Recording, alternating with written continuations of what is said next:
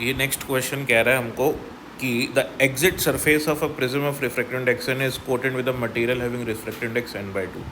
तो एक प्रिज्म है हमारे पास ABC, इसका जो एग्जिट वाला साइड है वहाँ पे इसको पॉलिश किया गया है, कुछ कोटिंग की गई है यहाँ पे, और ये जो कोटिंग है इसका रिफ्रैक्टिव इंडेक्स n/2 है और प्रिज्म का खुद का रिफ्रैक्टिव इंडेक्स n है। ये प्रिज्म एंगल A है और यहाँ पे जो कंडीशन फॉलो होती है, जिस प्रकार से रे प्रिज्म में एंटर होती है और पूरा डेविएशन होता है यहाँ पे, वो मिनिमम डेविएशन को फॉलो कर रहा है। तो मिनिमम डेविएशन की कंडीशन ये होती है कि जब जब मिनिमम डेविएशन होता है तब तब एंगल ऑफ इंसिडेंस और एंगल ऑफ इमरजेंस बराबर होते हैं, ठीक है। और ऐसे ही बहुत सारे पॉइंट्स फॉलो होते हैं। उसमें एक पॉइंट ये भी आता है, जब जब एंगल ऑफ डेविएशन मिनिमम होता है तो ये जो दोनों रिफ्रैक्टिव एंगल होते हैं हमारे, ये दोनों इक्वल हो जाते हैं। तो क्योंकि A बराबर R1 प्लस R2 होता है, तो क्योंकि R1 और R2 दोनों इक्वल हो गए तो मतलब R1 R2 A/2 के बराबर हो जाएंगे, ठीक है ना। अगर मैं इन दोनों की जगह R पुट करूँगा तो 2R बराबर A हो जाएगा, तो R बराबर A/2 आ जाएगा, ठीक है। तो A हमसे क्वेश्चन में पूछा जा रहा है कि A क्या होगा।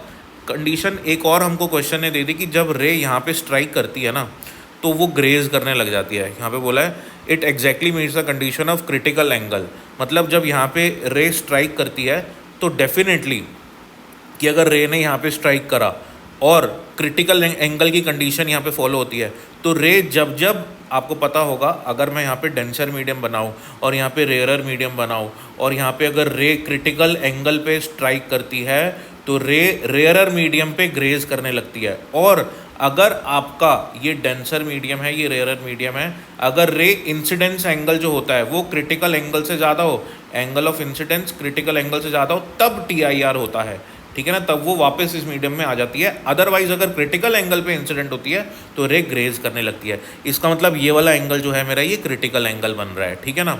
तो हमको प्रिज्म एंगल यहाँ पे निकालना है, तो हम क्या करते हैं, सीधा सीधा यहाँ पे इस तरह बाउंड्री मीडियम सरफेस पे हम लोग लगाते हैं अपना स्नेल्स लॉ।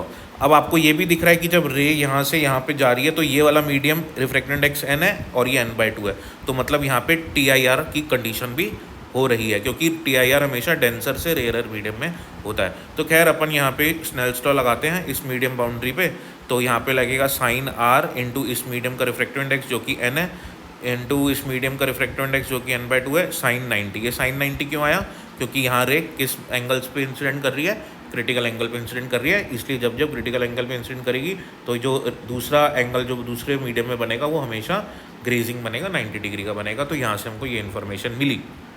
n और n हमने कैंसिल किया तो साइन R बराबर हमारे पास क्या आ जाएगा, 1/2 आ जाएगा, मतलब R हमारे पास क्या आ गया, 30 डिग्री आ गया। और हमको पता है A बराबर R1 R2 होता है, R1 प्लस R2 होता है, और क्योंकि यहाँ पे मिनिमम एंगल की कंडीशन फॉलो हो रही है तो A/2 बराबर R होगा, क्योंकि दोनों R सेम होंगे, ठीक है ना।